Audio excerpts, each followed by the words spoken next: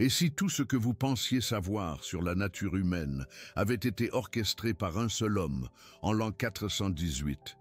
Et si le concept même qui définit le christianisme, le péché originel, n'était pas une révélation divine, mais une nécessité politique? Spinoza, le philosophe qui osa remettre tout en question, a mis au jour une conspiration qui s'insinue au cœur même de la civilisation occidentale. En 1670, Spinoza publia quelque chose qui terrifia l'Église plus que n'importe quelle armée. Non pas un traité militaire, ni un manifeste politique, mais une analyse textuelle si précise, si implacablement logique, qu'elle démantela 2000 ans de doctrine avec la précision d'un scalpel de chirurgien. Ce qu'il découvrit sur le péché originel n'était pas simplement hérétique, c'était historiquement vérifiable. Mais pourquoi devriez-vous vous soucier de l'enquête d'un philosophe du XVIIe siècle sur la théologie ancienne? Parce que le même mécanisme qui a créé le péché originel est toujours en action aujourd'hui. Le même plan pour fabriquer le consentement, pour transformer l'opportunisme politique en nécessité religieuse, pour faire accepter aux populations leur assujettissement comme la volonté divine. Spinoza n'a pas seulement exposé une fraude historique, il a révélé l'architecture même du contrôle idéologique. L'année 418, après J.C., marque l'une des décisions religieuses les plus importantes de l'histoire, non pas décidée par une révélation divine, ni par une expérience mystique, mais dans une chambre du concile où la politique a pris le pas sur la théologie. Ce qui s'est passé lors de ces séances closes allait remodeler la conscience humaine pour les 16 siècles suivants. Et Spinoza avait les documents pour le prouver. La plupart des gens pensent que le péché originel vient de Jésus. Après tout, le christianisme n'est-il pas censé être basé sur les enseignements du Christ? Mais lorsque Spinoza appliqua sa méthode révolutionnaire, quelque chose de bien plus troublant émergea. Jésus n'a jamais enseigné le péché originel. Paul n'a pratiquement rien mentionné qui y ressemble. Les pères apostoliques ont gardé le silence à ce sujet. Pendant près de 4 siècles, le christianisme a fonctionné sans cette doctrine soi-disant fondamentale. Alors, d'où vient-elle? Qui en avait tellement besoin qu'il a risqué de diviser le christianisme lui-même pour l'établir? Et pourquoi l'Empire romain, vacillant au bord de l'effondrement, a-t-il mis sa survie sur une abstraction théologique qui aurait été étrangère à Jésus lui-même? La réponse réside dans la compréhension de ce qui se passait à Rome en 418. L'Empire ne faisait pas seulement face à des menaces militaires, il traversait quelque chose de bien plus dangereux, une crise de légitimité. Les invasions barbares pouvaient être repoussées. Mais comment? Combattez-vous une idée? Comment convaincre les gens que l'autorité impériale vient de Dieu lorsque vos ennemis gagnent des batailles et que vos citoyens se demandent pourquoi ils devraient obéir? Augustin d'Hippone avait une solution. Né Aurelius Augustinus en 354 après J.C. Il allait devenir l'architecte d'une révolution théologique que Spinoza qualifierait plus tard de la plus ingénieuse supercherie de l'histoire humaine. Mais Augustin n'essayait pas de tromper qui que ce soit, du moins pas consciemment. Il essayait de sauver à la fois sa foi et son empire. La tragédie, c'est qu'il a réussi. Les antécédents d'Augustin révèlent tout sur sa solution. Un rhétoricien formé, un maître de la persuasion, quelqu'un qui comprenait mieux que quiconque comment faire en Pisiantum, sorte qu'un argument paraisse inévitable. Avant sa conversion, il avait passé des années à étudier le manichéisme, une religion dualiste qui voyait l'existence comme une bataille cosmique entre le bien et le mal, la lumière et les ténèbres, l'esprit et la chair. Lorsqu'il devint chrétien, il n'abandonna pas cette pensée dualiste. Il la baptisa. Le problème auquel Augustin était confronté était le suivant. Si les humains sont créés à l'image de Dieu, si Dieu est parfaitement bon, Pourquoi a-t-il tant de mal dans le monde? Plus important encore pour les objectifs impériaux, pourquoi les gens résistent-ils à l'autorité légitime? Les vieilles réponses ne fonctionnaient plus. Dire que le mal vient du libre arbitre faisait que les gens se sentaient responsables de l'amélioration de leurs conditions. Dire que la souffrance forge le caractère faisait que les gens se demandaient pourquoi l'Église ne faisait pas plus pour l'atténuer. Augustin avait besoin d'une réponse différente, une réponse qui ferait que les gens acceptent leurs conditions non seulement comme inévitables, mais comme méritées. Une réponse qui les rendrait reconnaissants pour tout soulagement que l'Église et l'Empire leur apporteraient. Une réponse qui transformerait la soumission politique en nécessité spirituelle. Il la trouva dans une réinterprétation radicale d'une histoire qui, pendant des siècles, avait été lue d'une manière totalement différente. Le Jardin d'Éden. Pendant 300 ans, les penseurs chrétiens avaient considéré la désobéissance d'Adam comme le problème d'Adam, une erreur d'un seul homme qui n'altérait pas fondamentalement la nature humaine. La chrétienté orientale le lit encore de cette façon aujourd'hui. Les humains sont blessés par le péché, influencés par lui mais pas ontologiquement corrompus, pas fondamentalement changés dans leur nature essentielle. Cette lecture rendait les gens responsables de leurs choix et capables d'amélioration morale. Mais Augustin a vu chose d'autre dans la Genèse. Et si le péché d'Adam n'avait pas seulement affecté Adam, et si cela avait infecté chaque être humain qui serait jamais né, et si chaque bébé sortait du ventre de sa mère déjà corrompu, déjà méritant un châtiment, déjà aliéné de Dieu sans aucun choix de sa part, et si la nature humaine elle-même avait été fondamentalement corrompue, ce n'était pas seulement de la théologie, c'était de la psychologie à l'échelle d'une civilisation entière. Si les humains naissent aux pécheurs, alors la souffrance n'est pas une injustice, c'est de la miséricorde. Si tout le monde mérite la damnation, alors tout salut que l'Église offre est pure grâce. Si les gens sont naturellement corrompus, alors une autorité forte n'est pas de l'oppression, c'est une protection contre le chaos. Augustin avait découvert comment faire en sorte que l'oppression ressemble à de l'amour. Mais voici ce que Spinoza a trouvé vraiment insidieux. Augustin savait que son innovation était controversée. Il savait qu'elle contredisait des siècles d'enseignement chrétien. Il devait donc la faire paraître ancienne, inévitable, divinement ordonnée. Il devait faire croire que cela avait toujours été la doctrine chrétienne, que quiconque était en désaccord était le véritable innovateur, le véritable hérétique. Le mécanisme utilisé par Augustin était brillant dans sa simplicité. Il affirma que tout le monde avait toujours cru au péché originel, mais que les hérétiques avaient corrompu cette vérité ancienne.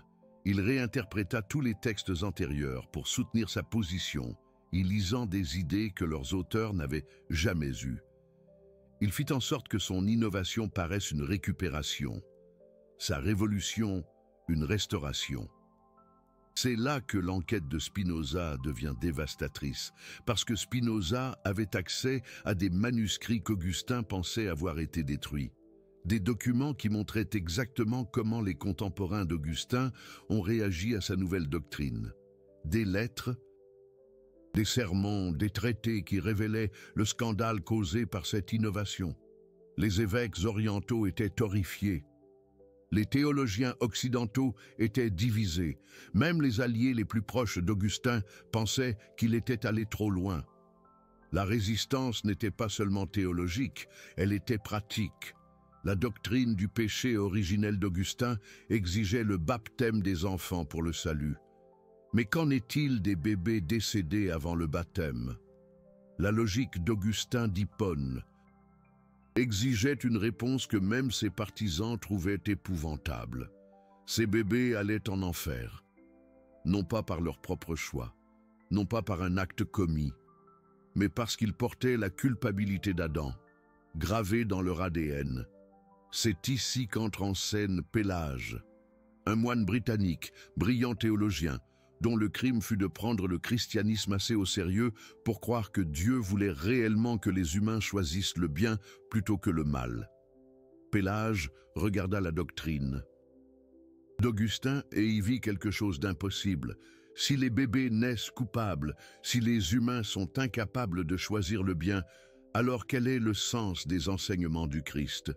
Pourquoi Jésus s'est-il donné la peine de donner des commandements moraux si les suivre est impossible? Plus dangereux encore pour les desseins impériaux? Pélage posa cette question.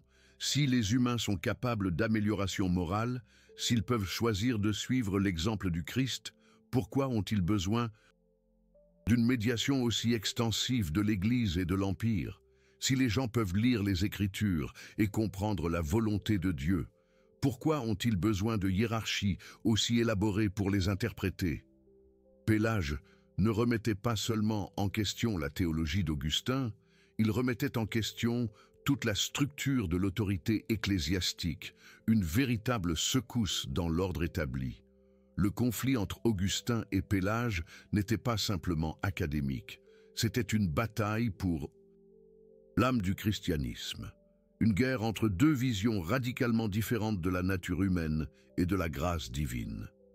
Augustin peignait les humains comme étant si corrompus qu'ils avaient besoin d'une surveillance constante, d'une correction constante, d'une autorité constante pour les empêcher de se détruire.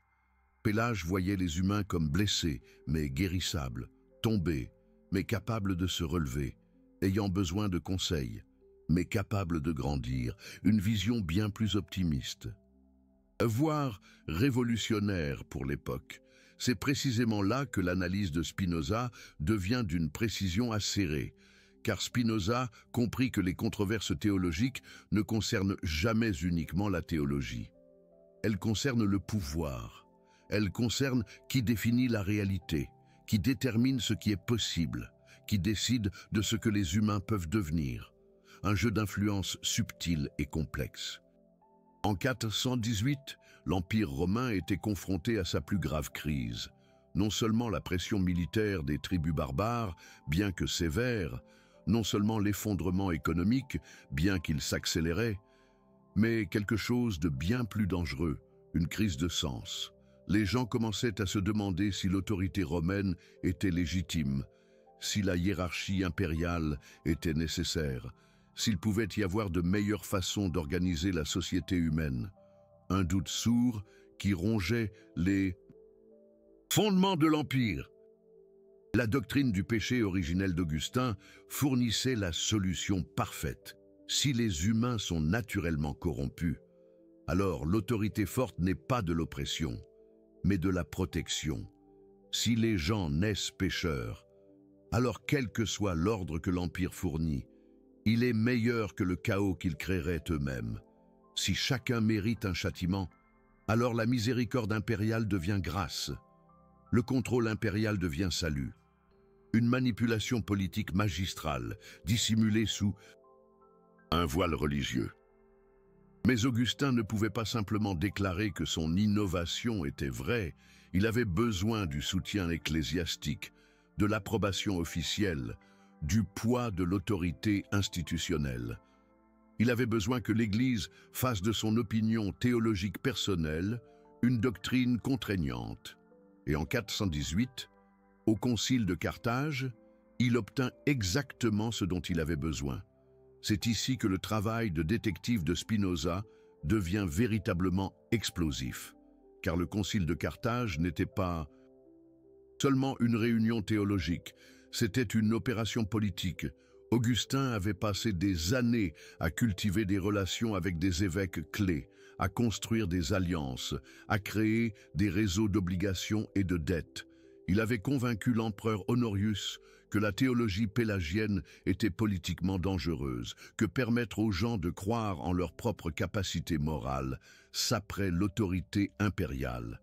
Un véritable réseau d'influence. Les preuves que Spinoza a découvertes montrent Augustin travaillant comme un agent politique, des lettres à des évêques influents, arguant que le péché originel n'était pas seulement théologiquement correct, mais politiquement nécessaire. Des appels aux fonctionnaires impériaux affirmant que la doctrine pélagienne conduirait au chaos social. Une campagne systématique pour présenter toute opposition comme hérétique, non patriotique, dangereuse pour l'Église et l'Empire, une stratégie implacable. Ce qui s'est passé à Carthage n'était pas du discernement théologique, c'était du théâtre politique. La conclusion était prédéterminée, le processus était manipulé, le résultat était orchestré. Augustin avait réussi à transformer son innovation théologique personnelle en doctrine officielle de l'Église grâce à de pures manœuvres politiques, un véritable coup de maître. Mais Spinoza a trouvé quelque chose d'encore plus accablant. Des documents montrant qu'Augustin lui-même n'était pas entièrement convaincu de sa propre doctrine, des lettres privées où il exprimait des doutes sur la damnation des enfants. Une incertitude quant à la question de savoir si les humains étaient vraiment aussi corrompus que sa doctrine publique l'exigeait. Augustin le politicien était plus certain qu'Augustin le théologien. Augustin le bâtisseur d'institutions était plus confiant qu'Augustin le chercheur spirituel. Une profonde dissonance intérieure. Cela révèle la nature véritablement insidieuse de ce qui s'est passé en 418. Augustin a créé une doctrine qu'il remettait lui-même en question en privé, mais qui servait des objectifs institutionnels si puissants que la remettre en question est devenue impossible. Il a construit une prison théologique si efficace que même son architecte n'a pas trouvé la clé. Un piège mortel. Les conséquences de Carthage ont résonné à travers l'histoire, avec une précision dévastatrice. Le péché originel est devenu le fondement de la justification de toute forme d'autorité, de tout type de contrôle, de tout mécanisme de soumission.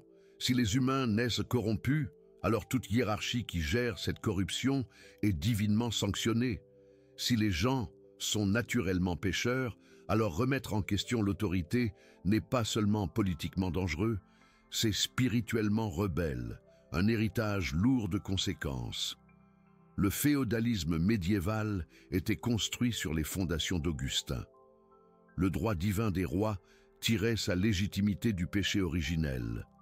L'expansion coloniale était justifiée en Trinitissa, affirmant que les peuples indigènes, étant descendants d'Adam, étaient naturellement corrompus et avaient besoin d'une correction chrétienne. L'esclavage était défendu en arguant que certains humains étaient si corrompus que l'esclavage était miséricordieux par rapport au chaos qu'il créerait s'ils étaient libres. Un système de justification implacable. Même les systèmes politiques modernes continuent de fonctionner sur des hypothèses augustiniennes. Pourquoi acceptons-nous les inégalités massives? Parce que les gens sont naturellement égoïstes et que les hiérarchies sont inévitables. Pourquoi tolérons-nous les dirigeants autoritaires? Parce que la démocratie conduit au chaos et que les gens ont besoin de conseils solides. Pourquoi supposons-nous que la nature humaine est fondamentalement compétitive plutôt que collaborative? Parce que nous avons intériorisé la vision augustinienne de la corruption naturelle. Des questions lancinantes. Spinoza a vu tout cela avec une clarté cristalline. Sa méthode était révolutionnaire dans sa simplicité.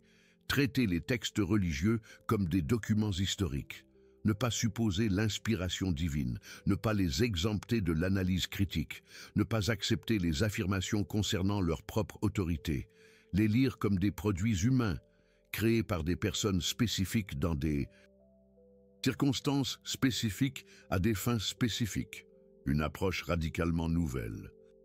Lorsque Spinoza a appliqué cette méthode aux écrits d'Augustin, les motivations politiques sont devenues évidentes. Augustin ne recevait pas de révélation divine sur la nature humaine. Il résolvait des problèmes politiques avec des innovations théologiques. Une conclusion glaçante. Il façonnait des doctrines servant les besoins institutionnels, plutôt que les vérités spirituelles. Mais la critique de Spinoza va plus loin, beaucoup plus loin. Car une fois que l'on voit comment le péché originel a été fabriqué, on commence à remettre tout en question. Si cette doctrine fondamentale était une ingénierie politique, qu'en est-il des autres révélations prétendument divines? Si Augustin pouvait transformer une opinion personnelle en vérité universelle par manipulation institutionnelle, qui d'autre a utilisé la même technique? Quelle part de ce que nous considérons comme une vérité religieuse est en réalité une expédiente politique habillée d'un langage théologique? C'est là que l'enquête de Spinoza devient vraiment dangereuse pour l'autorité établie, parce qu'il ne remet pas seulement en question une doctrine ou un moment historique. Il révèle le mécanisme par lequel le pouvoir politique se déguise en mandat divin. Il montre comment les institutions humaines transforment leurs préférences en lois universelles, leur commodité en vérité cosmique. Les implications dépassent largement le christianisme, voire la religion elle-même. Chaque idéologie, chaque système politique, chaque structure sociale utilise une version de la technique d'Augustin. Ils prennent des arrangements historiques contingents et les font paraître naturels, inévitables, divinement ordonnés. Ils transforment les rapports de pouvoir en affirmation de vérité, les préférences politiques en nécessité morale. Prenons l'exemple de la théorie économique moderne. Pourquoi acceptons-nous que les inégalités de richesse massive soient naturelles? Parce qu'on nous a appris que les humains sont naturellement compétitifs, que les hiérarchies émergent du mérite, que toute tentative de créer plus d'égalité va à l'encontre de la nature humaine. Mais que se passe-t-il si la nature humaine n'est pas réellement compétitive? Et si la coopération était aussi naturelle que la compétition? Et si nos arrangements économiques reflétaient des choix politiques plutôt que des lois naturelles? Ou considérons nos hypothèses sur la gouvernance? Pourquoi la plupart des gens acceptent-ils qu'ils doivent être gouvernés par d'autres? Pourquoi la démocratie semble-t-elle le mieux que nous puissions faire plutôt qu'un point de départ minimal? Pourquoi supposons-nous qu'une organisation humaine à grande échelle exige la hiérarchie et la soumission? Parce que nous avons hérité de la vision d'Augustin de l'homme comme naturellement chaotique, naturellement corrompu, naturellement ayant besoin d'un contrôle extérieur. La méthode historique de Spinoza révèle que ces hypothèses ne sont pas des faits sur la nature humaine. Ce sont des choix concernant l'organisation humaine. Ce sont des préférences politiques qui ont été naturalisées, historisées, théologisées, jusqu'à ce qu'elles ressemblent à des vérités immuables plutôt qu'à des arrangements modifiables. C'est pourquoi l'enquête de Spinoza sur le péché originel est importante aujourd'hui. Non pas parce que la plupart des gens sont chrétiens, ni parce que les doctrines théologiques régissent directement la vie contemporaine, mais parce que le même mécanisme qui a créé le péché originel continue de fonctionner. Le même processus de transformation de la commodité politique en loi naturelle, de faire en sorte que les choix humains ressemblent à des mandats divins, de convaincre les gens que leur assujettissement est leur salut. Chaque fois que quelqu'un vous dit que l'inégalité est naturelle, il utilise la méthode d'Augustin. Chaque fois que quelqu'un affirme qu'un leadership autoritaire est nécessaire parce que les gens ne peuvent pas se gouverner eux-mêmes, il s'appuie sur la logique du péché originel. Chaque fois que quelqu'un soutient que l'individualisme compétitif est la nature humaine plutôt qu'un choix historique, il canalise l'innovation d'Augustin. Spinoza n'a pas seulement exposé une conspiration historique, il a révélé un schéma qui se répète à travers les cultures, à travers les siècles, à travers les systèmes idéologiques. Il a montré comment le pouvoir se maintient non seulement par la force, mais par le mécanisme beaucoup plus efficace de faire en sorte que sa propre légitimité ressemble à la vérité plutôt qu'à une opinion, un fait plutôt qu'une préférence, la nature plutôt que la politique. Les documents que Spinoza a analysés racontent une histoire différente sur les possibilités humaines. Les traditions chrétiennes orientales, qui n'ont jamais accepté le péché originel, ont développé des idées différentes sur la nature humaine. des formes différentes d'organisation sociale, des relations différentes entre l'autorité et l'autonomie. Les sociétés indigènes qui n'ont jamais rencontré Augustin ont créé des processus de prise de décision collaborative que la pensée occidentale peine encore à comprendre. Des exemples historiques prouvent que la vision d'Augustin n'était pas inévitable, pas naturelle, pas la seule façon possible d'organiser la vie humaine. Mais l'innovation d'Augustin a été si réussie qu'il est devenu presque impossible d'imaginer des alternatives. Le péché originel ne décrivait pas seulement la nature humaine, il l'a créée. En convainquant les gens qu'ils étaient naturellement corrompus, il les a amenés à agir de manière à confirmer le diagnostic. En enseignant aux enfants qu'ils étaient nés coupables, il a créé des adultes qui estimaient qu'ils méritaient toutes les souffrances qu'ils ont vécues, en faisant en sorte que la soumission ressemble au salut. Il a produit des populations qui ont collaboré à leur propre oppression. C'est l'aspect le plus insidieux de ce qu'Augustin a accompli. Il n'a pas seulement créé une doctrine qui justifiait les structures de pouvoir existantes, il a créé un mécanisme psychologique qui a reproduit ces structures à travers les générations.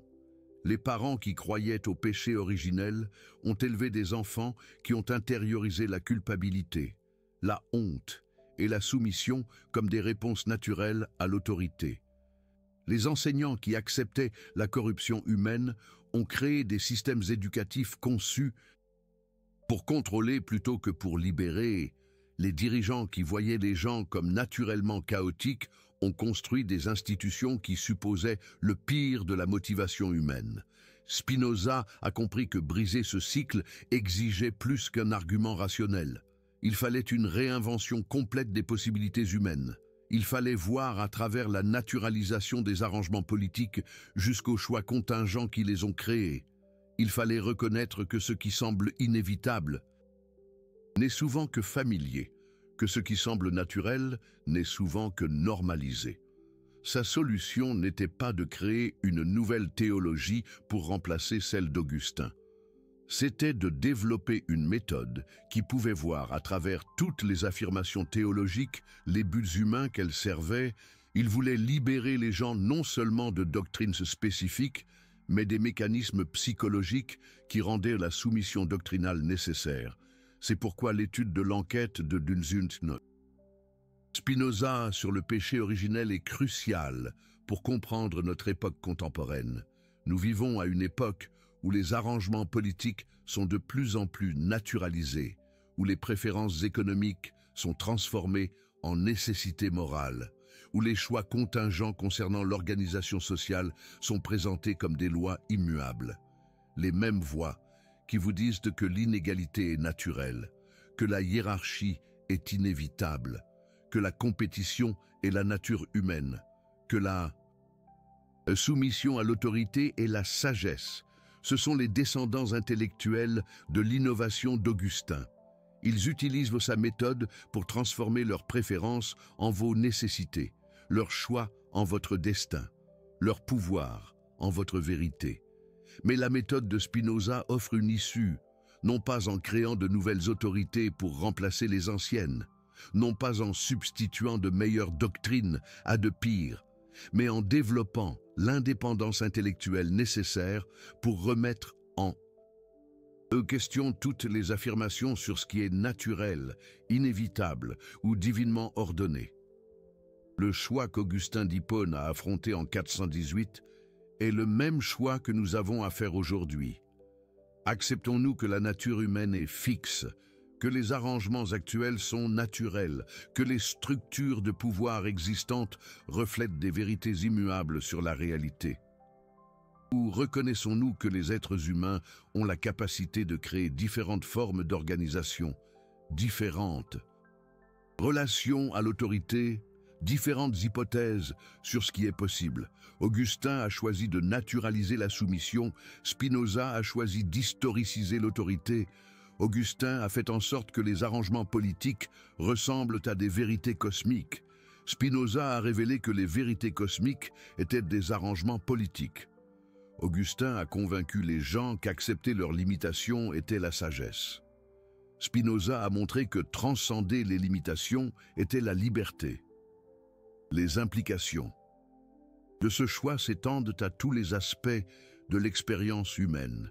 La façon dont nous organisons les familles, dont nous structurons l'éducation, dont nous créons des systèmes économiques, dont nous comprenons la relation entre l'autonomie individuelle et la responsabilité collective, tout cela dépend de savoir si nous acceptons la vision d'une corruption naturelle d'Augustin, ou la vision d'une possibilité historique selon Spinoza. Considérez comment le péché originel a façonné les pratiques occidentales d'éducation des enfants. Pendant 16 siècles, les parents ont appris que les enfants naissent corrompus, que leurs impulsions naturelles sont dangereuses, que l'amour exige une correction et un contrôle constant. Ce n'est pas une sagesse humaine universelle, c'est la théologie politique d'Augustin intériorisée comme philosophie parentale.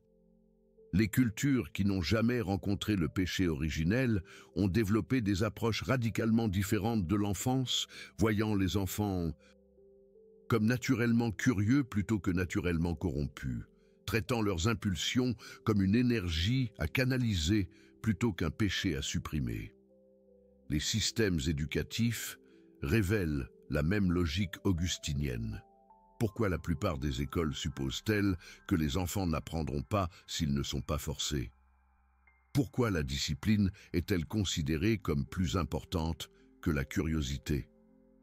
Pourquoi organisons-nous l'apprentissage autour d'une motivation externe plutôt qu'un intérêt interne?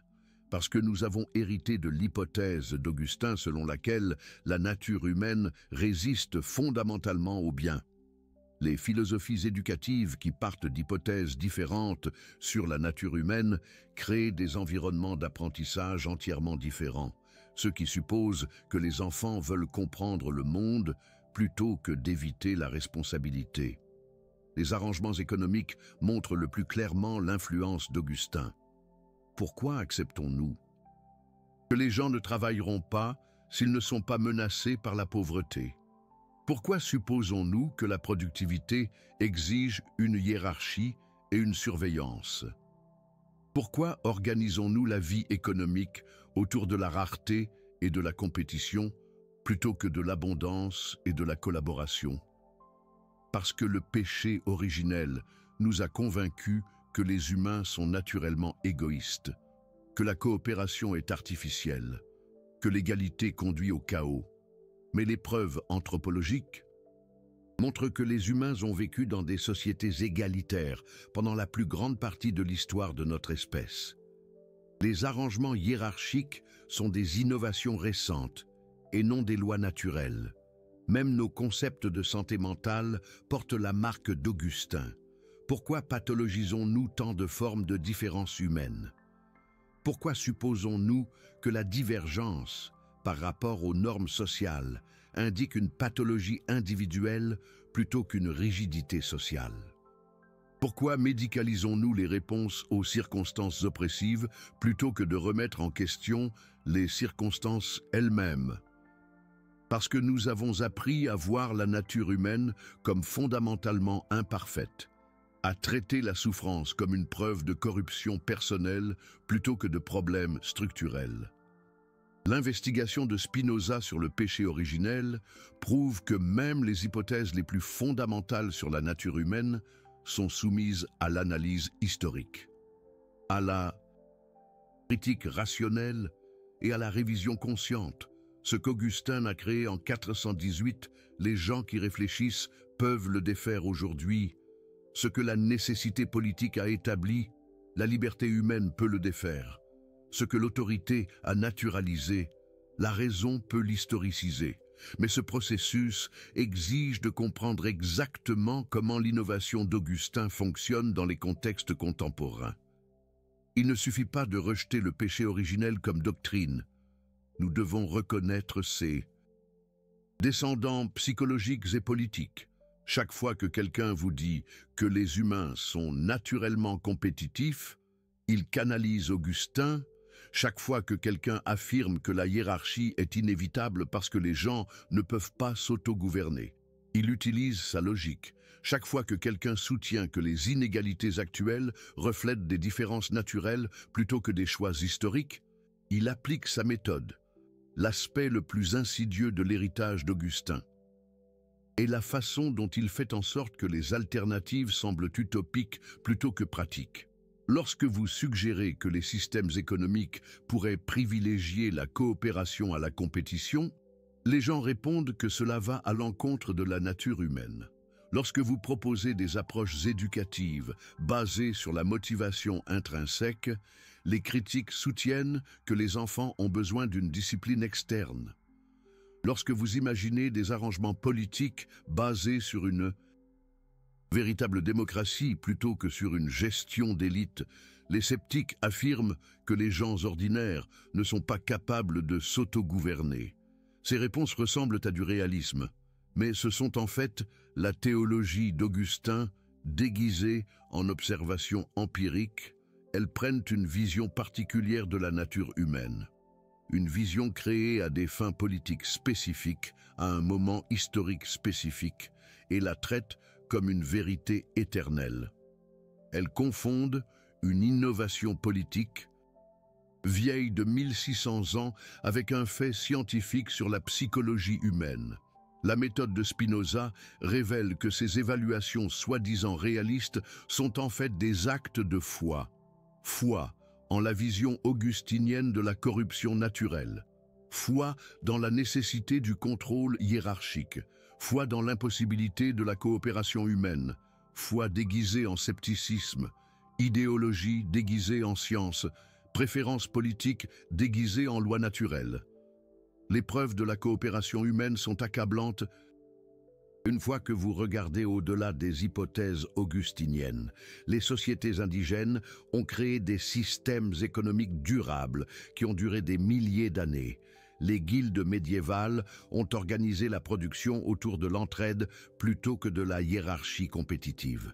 Les coopératives modernes prouvent que les lieux de travail démocratiques peuvent être plus productifs que les lieux de travail autoritaires. Les démocraties sociales scandinaves montrent que les politiques égalitaires créent des sociétés plus heureuses, plus saines et plus prospères que les alternatives hiérarchiques. Mais l'innovation d'Augustin rend difficile de voir clairement ces preuves. Lorsque la coopération réussit, nous l'expliquons comme l'exception qui confirme la règle.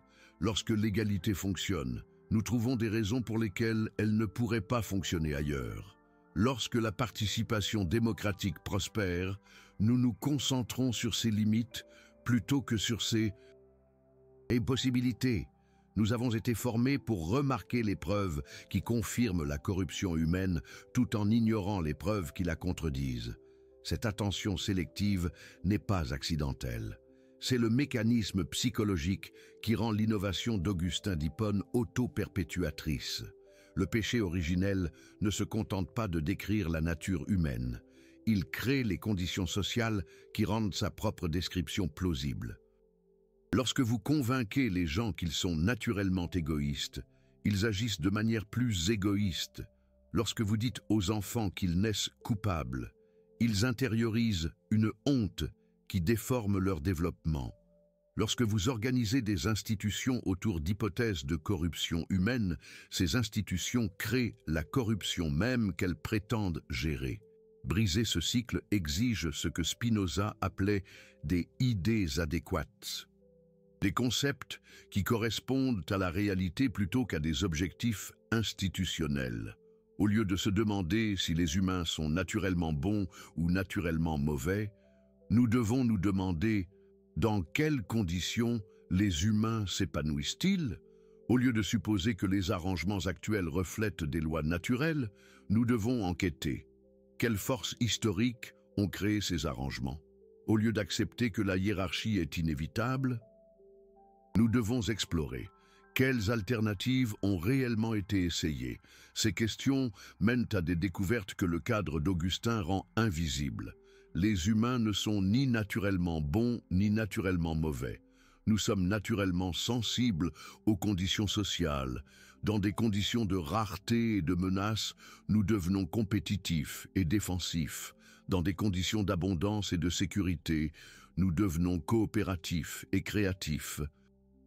Dans des conditions de domination et de contrôle, nous intériorisons la soumission et le ressentiment. Dans des conditions de liberté et de respect, nous développons l'autonomie et le souci des autres. Cela signifie que changer le comportement humain n'exige pas de changer la nature humaine. Cela exige de changer les conditions humaines.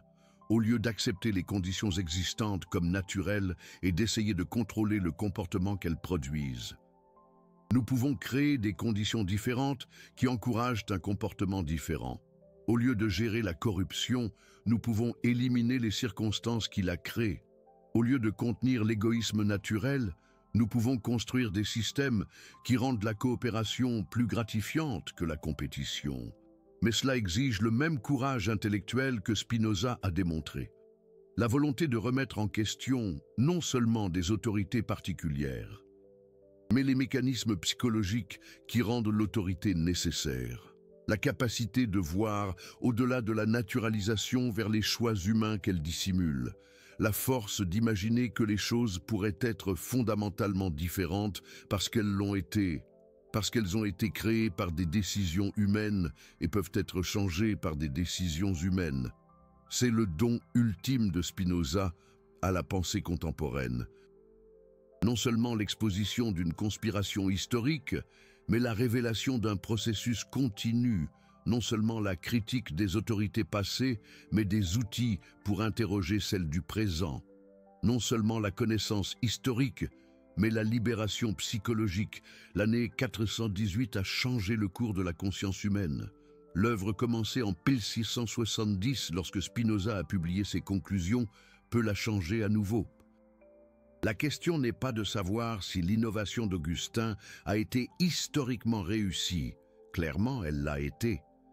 La question est de savoir si nous avons l'honnêteté intellectuelle et le courage moral de défaire ce que la nécessité politique a créé et d'imaginer ce que la liberté humaine pourrait accomplir.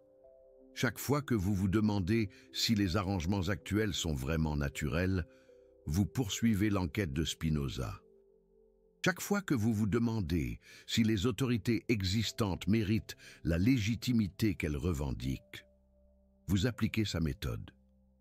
Chaque fois que vous vous demandez si les êtres humains pourraient être capables de formes d'organisation qui n'exigent pas la soumission et la hiérarchie, vous suivez son exemple. La conspiration qui a commencé en 418 se poursuit aujourd'hui non pas par une coordination explicite, mais par des hypothèses héritées.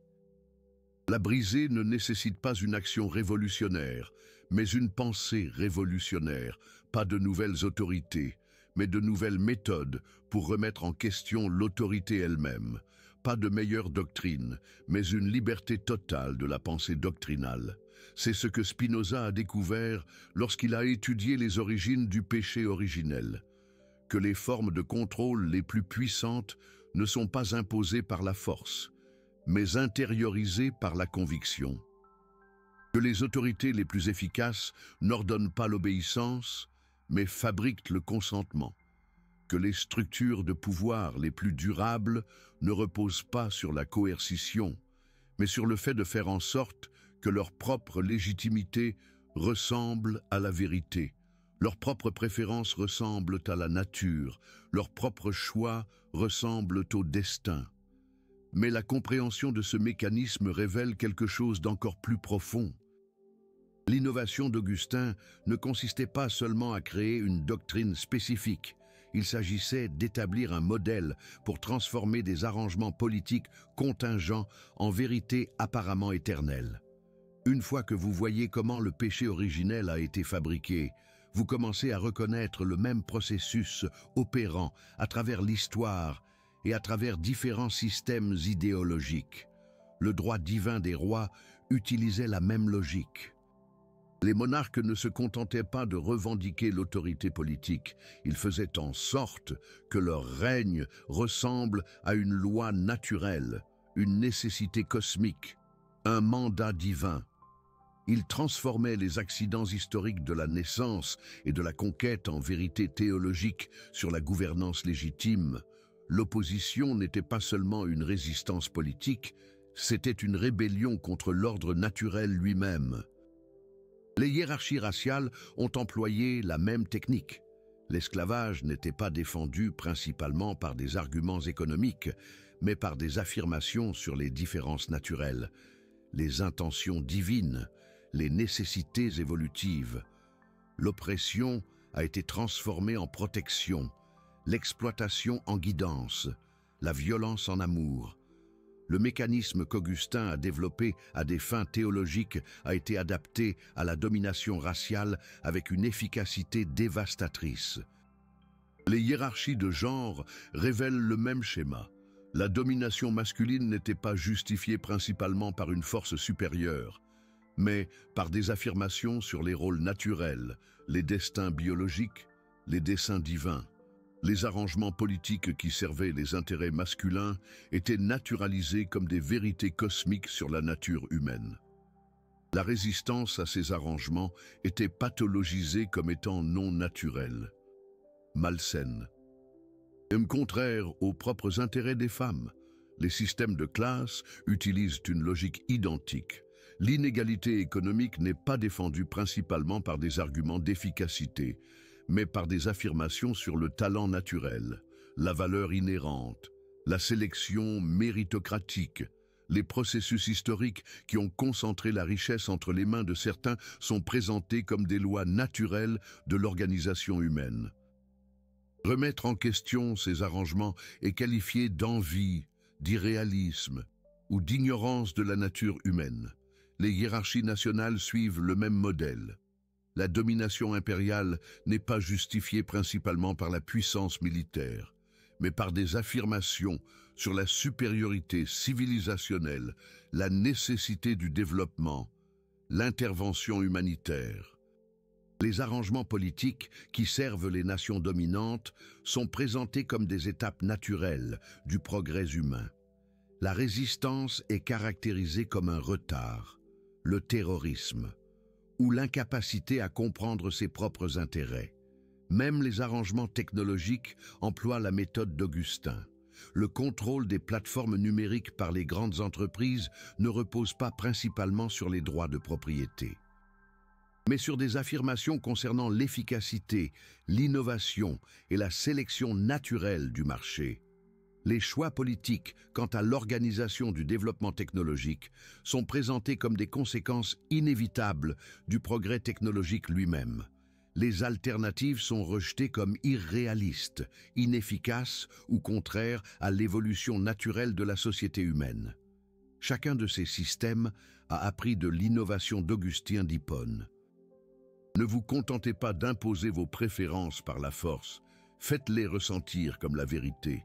N'ordonnez pas simplement l'obéissance, fabriquez le consentement, n'exercez pas seulement le pouvoir, naturalisez l'autorité.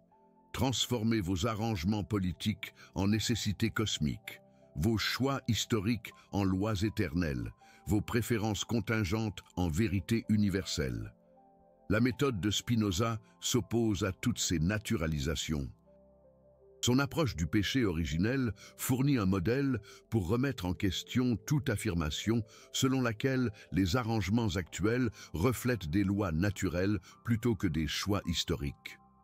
Les mêmes outils critiques qui ont révélé l'innovation théologique d'Augustin peuvent exposer les mécanismes politiques qui rendent les hiérarchies contemporaines inévitables. L'idée clé est que la naturalisation sert toujours des intérêts spécifiques tout en prétendant servir des vérités universelles. Lorsque quelqu'un vous dit que l'individualisme compétitif est la nature humaine, demandez à quels intérêts cette affirmation sert-elle. Lorsque quelqu'un soutient que la hiérarchie est inévitable, enquêtez. Quelles forces historiques ont créé les arrangements hiérarchiques actuels? Lorsque quelqu'un insiste sur le fait que les alternatives sont irréalistes, explorez. Quelles alternatives ont réellement été essayées et pourquoi ont-elles été abandonnées ou supprimées? Ces questions révèlent que ce qui ressemble à du réalisme est souvent de l'idéologie, ce qui semble être de la nature est souvent de la politique. Ce qui apparaît comme la vérité est souvent une préférence. Elle montre que les mêmes mécanismes psychologiques qu'Augustin a mis au point à des fins religieuses continuent de fonctionner dans des contextes laïques avec les mêmes effets.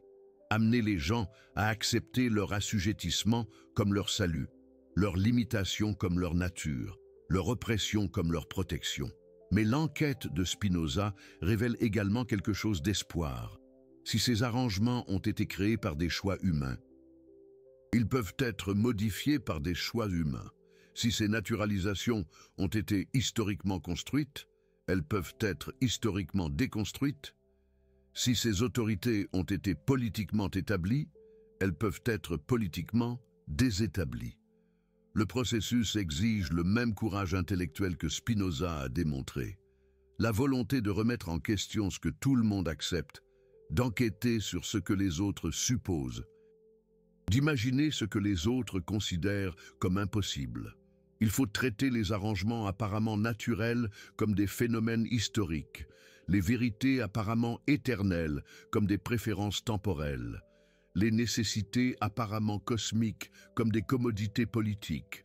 Cela ne signifie pas que tous les arrangements sont également arbitraires ou que toutes les alternatives sont également viables. Cela signifie que la distinction entre ce qui est vraiment nécessaire et ce qui est simplement conventionnel exige une enquête minutieuse plutôt qu'une hypothèse héritée.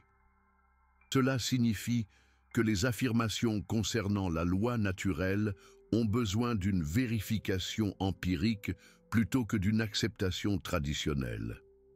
Spinoza a montré que ce processus de vérification est possible même pour les croyances les plus fondamentales. Son enquête sur le péché originel a prouvé que même les vérités religieuses apparemment éternelles peuvent être analysées historiquement, évaluées rationnellement et révisées consciemment. Si la doctrine qui a façonné 16 siècles de conscience humaine peut être soumise à un examen critique, alors aucune affirmation concernant la nécessité naturelle n'est au-delà de l'investigation rationnelle.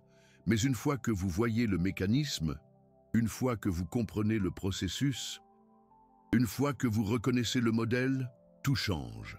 Ce qui semblait inévitable se révèle comme contingent. Ce qui semblait naturel se révèle être politique. Ce qui semblait être la vérité se révèle être une préférence. Et dans cette reconnaissance réside la possibilité d'une véritable liberté. L'enquête qui a terrifié l'Église en 1670 peut libérer les penseurs d'aujourd'hui. Non pas parce que Spinoza a fourni des réponses faciles, mais parce qu'il a élaboré des questions assez puissantes pour dissoudre les hypothèses qui rendent les réponses faciles nécessaires.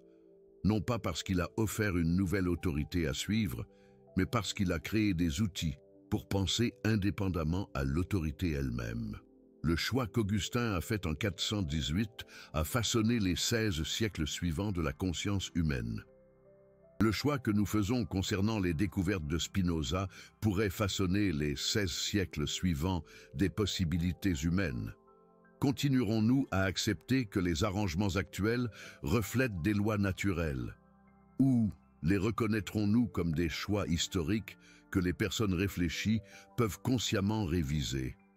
C'est la véritable question que pose l'enquête de Spinoza. Non pas ce qui s'est passé en 418, mais ce qui se passe maintenant. Non pas comment Augustin a créé le péché originel, mais comment nous pouvons créer une liberté originale. Non pas comment l'autorité s'est naturalisée dans le passé, mais comment la conscience peut se libérer dans le présent. La réponse ne réside pas dans ce que Spinoza a découvert sur le 5e siècle, mais dans ce que sa méthode rend possible pour le 21e.